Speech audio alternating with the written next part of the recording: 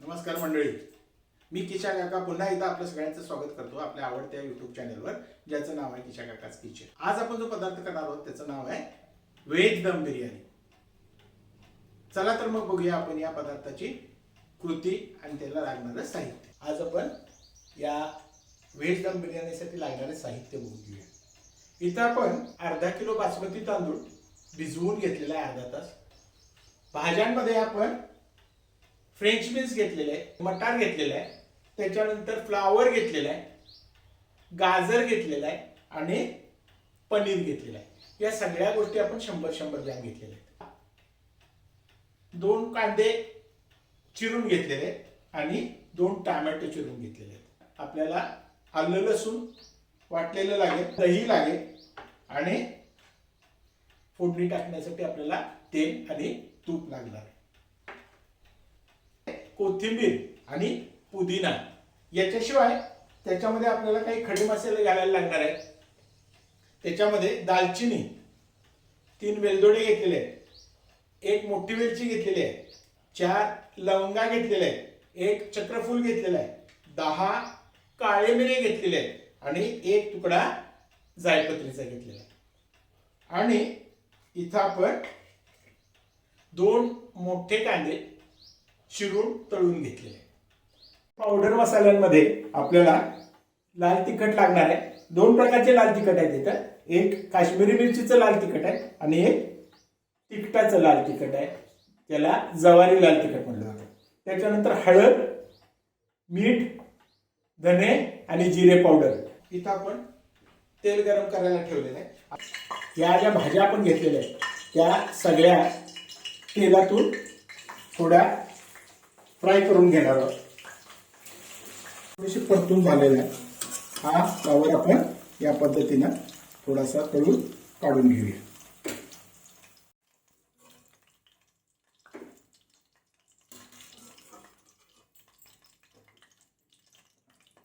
आता आपण त्याच्यामध्ये परत गाजर घालून घेऊया. गाजर थोडं जास्त शिजवून घ्यायला लागतं, कारण गाजर शिजण्यासाठी थोडा वेळ लागतो. त्यामुळे गाजर आपल्याला थोडंसं जास्त भाजून घ्यावं लागेल. आणि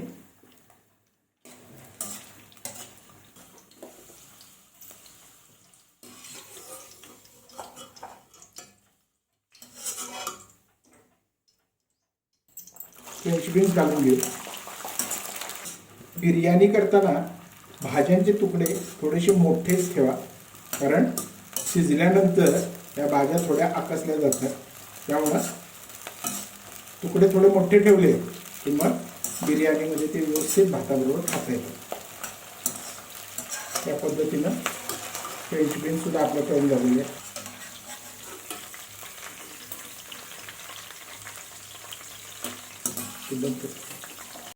आता आपण मटार तेलात सोडल्या की झाकून ठेवा, कारण त्या उडण्याची शक्यता असते.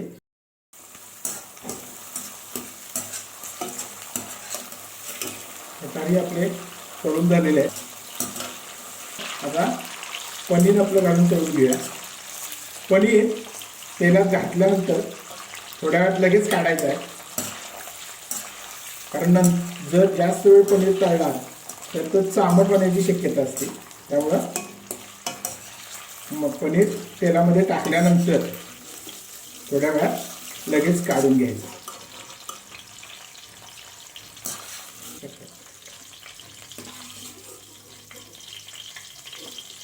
हे जे आपलं तेल आहे ते कांदा तळलेलंच तेल आहे आणि त्याच्यामध्येच आपण त्या भाज्या फ्राय करून घेतलेल्या आहेत. आता आपल्या भाज्या फ्राय करून झालेल्या आहेत. आपण पुढच्या कृतीला सुरुवात करूया. त्यासाठी सर्वप्रथम या आपल्या तेलामध्ये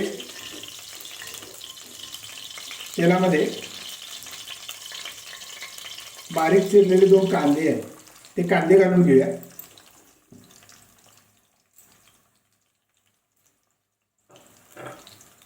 आणि हे कांदे जे आहेत ते तेलात व्यवस्थित भाजून घ्यायचे. चांगला ब्राऊन होईपर्यंत आपल्याला हा कांदा भाजायचा आहे.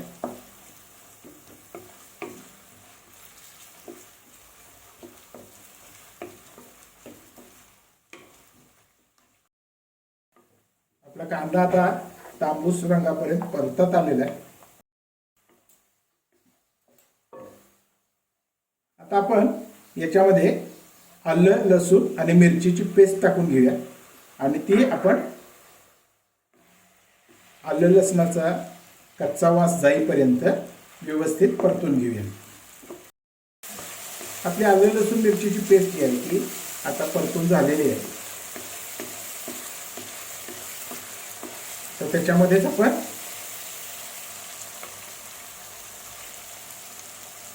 बारीक चिरून घेतलेले जे टोमॅटो आहेत 2 ते आपण त्याच्यामध्ये घालून घेऊया आणि हे टोमॅटो चांगले मऊ होईपर्यंत आपण कांदा आणि आलं लसणाच्या पेस्ट बरोबर भाजून घेऊ.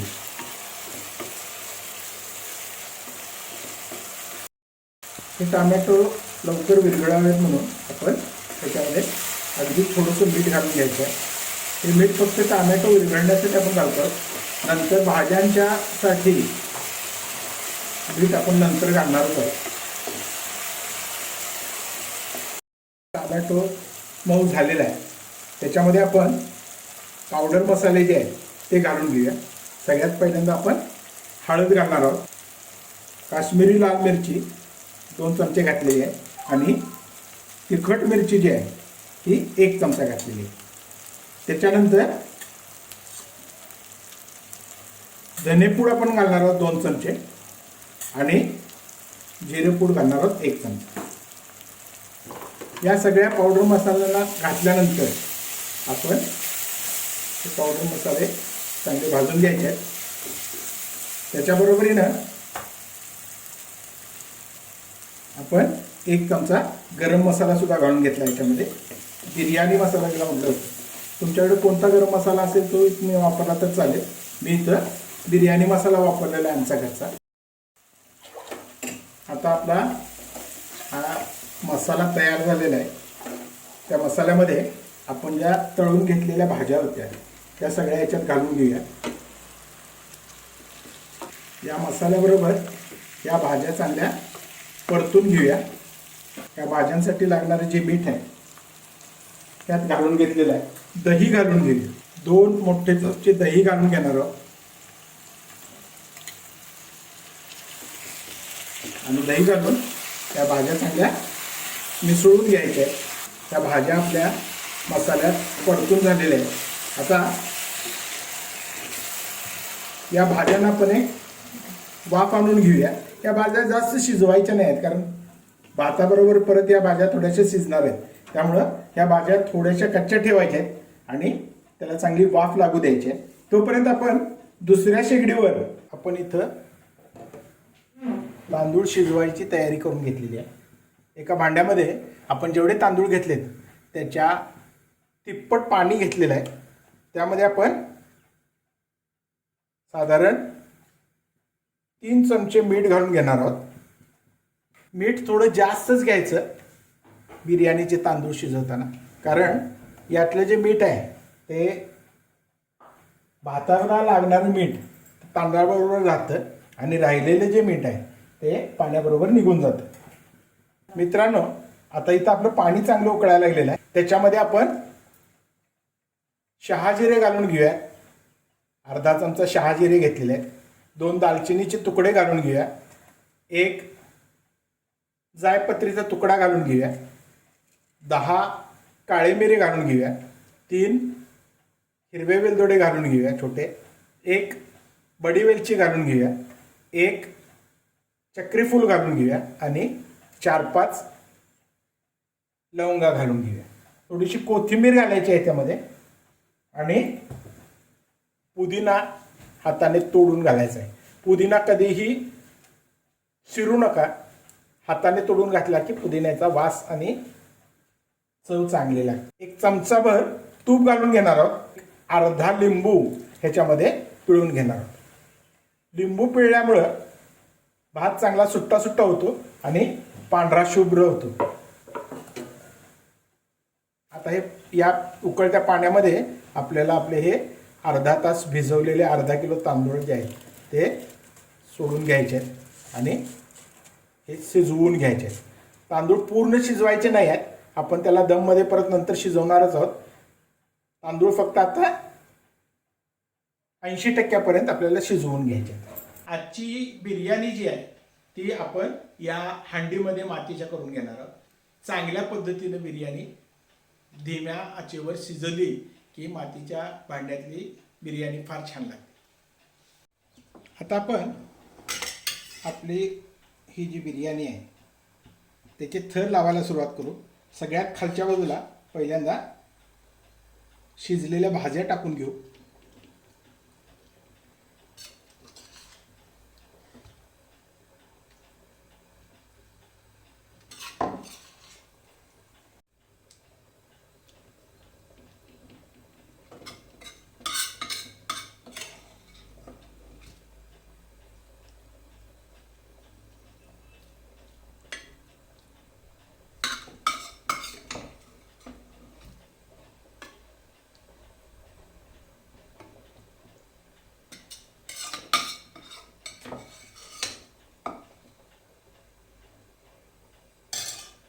अशा पद्धतीनं आपण भाज्यांचं थर खाली लावून घेतलेला आहे. त्याच्यामध्ये आता आपण थोडी कोथिंबीर पसरून घेऊ.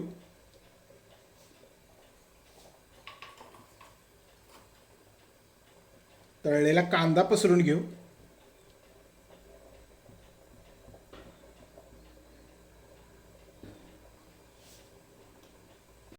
पुदिना घालून घेऊ. यातच आता आपण थोडे शहाजिरे घालून घेऊ आणि आपला जो बिर्याणी मसाला आहे तो सुद्धा असा थोडासा त्याच्यामध्ये पसरून घेऊ.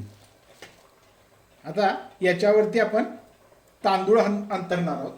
आपला जो तांदूळ आहे तो इकडं उकळतोय, हा साधारण 80% आता उकडलेला आहे.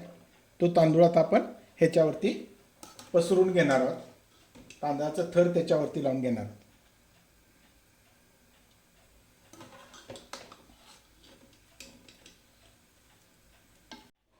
आता हा आपला जो राहिलेला तांदूळ होता तो त्याच्यावर पसरून घेणार आहोत आणि ह्याच्यावर तळलेला कांदा घालून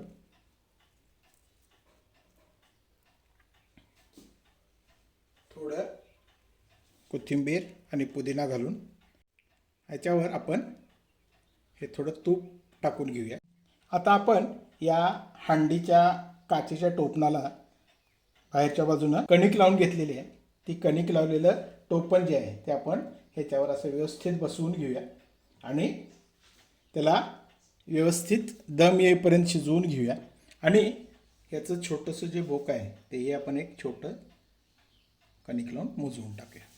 1-2 मिनटं मोठ्या आचेवर ठेवा आणि त्याच्यानंतर 2 मिनटानंतर आच मध्यम करून साधारण 10 मिनटं त्याला वाफ येऊ द्या. आता आपल्या बिर्याणीला चांगली वाफ आलेली आहे 10-12 मिनटं. आता आपण बिर्याणी आपली खोलून बघूया. या पद्धतीनं बिर्याणी आपली खोलायची आहे. आता आपली बिर्याणी खोलून झालेली आहे. ह्या पद्धतीनं आपण ती आता खोलून बघूया खालीपर्यंत. हे बघा मित्रांनो, आपली बिर्याणी जी आहे ती या पद्धतीनं तयार झालेली आहे. तांदळाचा प्रत्येक दाणा वेगळा वेगळा झालेला आहे आणि या पद्धतीनं आपली व्हेज बिर्याणी एवढा मस्त वास सुटलेला आहे. तुम्ही ही बिर्याणी नक्की करून बघा मित्रांनो. ही रेसिपी मित्रांनो तुम्हाला नक्की आवडेल. ही रेसिपी आवडली तर आपल्या सर्व मित्रमैत्रिणींना शेअर करा. या रेसिपीला एक लाईक द्या आणि आमच्या चॅनलला सबस्क्राईब करायला विसरू नका. धन्यवाद.